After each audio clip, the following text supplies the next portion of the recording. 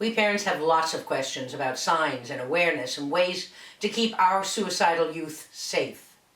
Parents, youth, service providers, and experts in suicide prevention have come together to share with us what they found most helpful and most hopeful in their journey, and to reassure us that we are not alone.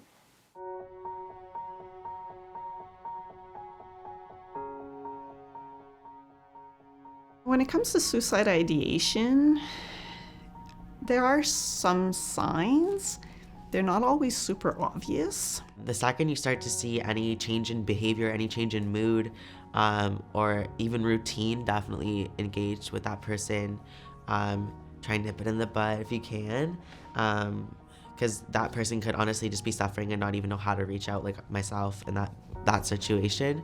There wasn't a whole lot of warning signs that we saw at the time, but part of it is just being really, just knowing your child, you know, and when there's something that just behavior suddenly changing, like that should sound the alarm. Not always suicide, but that something is going on, right? So. Observational skills, those are really important.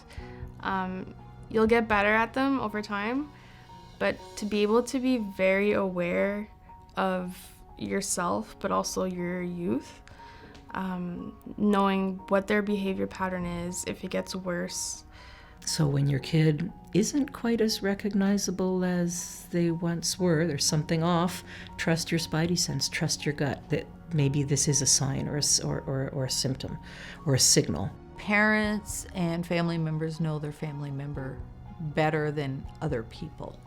And so it gets back to that persistence piece, back to knowing when are we seeing the subtle signs of things not being okay. Is the child withdrawn?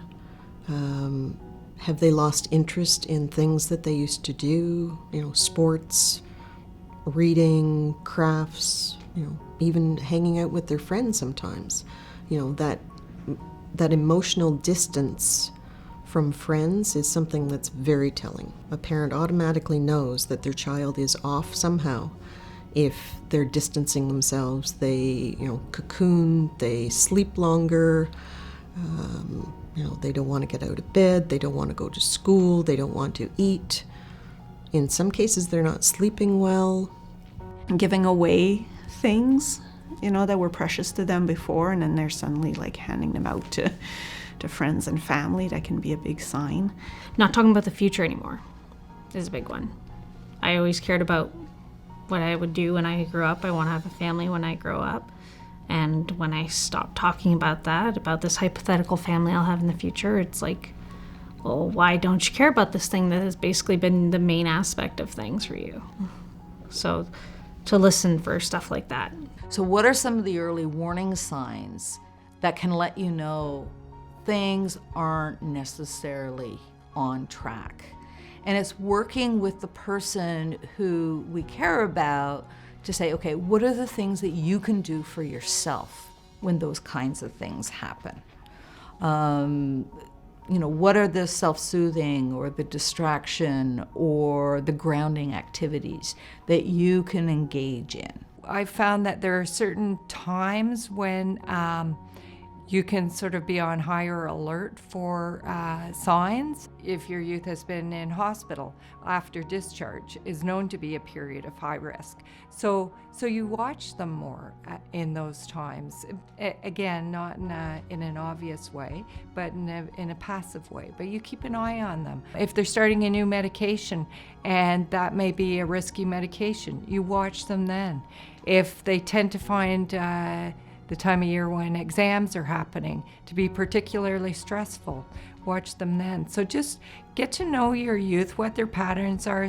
You'll probably see some cycles, and pay attention to those.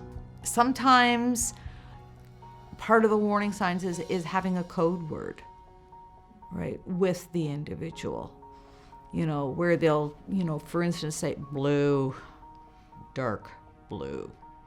And you've already talked about it, so you know what to do, whether it's make their favorite soup or make an appointment with their therapist or go for a walk, whatever that might be. So it's hard to say how the actual early warning signs manifest for each individual, because it's so unique.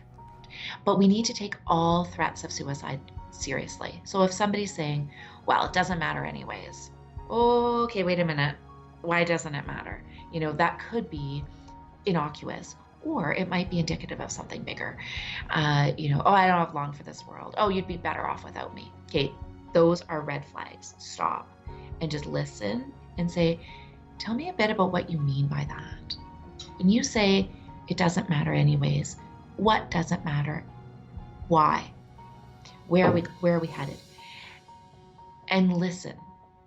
And you may need to probe a bit. You know, sometimes when people put out statements like that, they're thinking of suicide.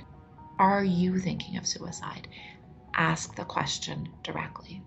You learn from your experiences, and it doesn't always get easier, but at sometimes you find that, you know, you can maybe pick up on things sooner than you would have otherwise because you've been through it. So I guess like anything, the more you go through these things, you develop a larger toolkit of ways in which to deal with stuff. So it's hopeful.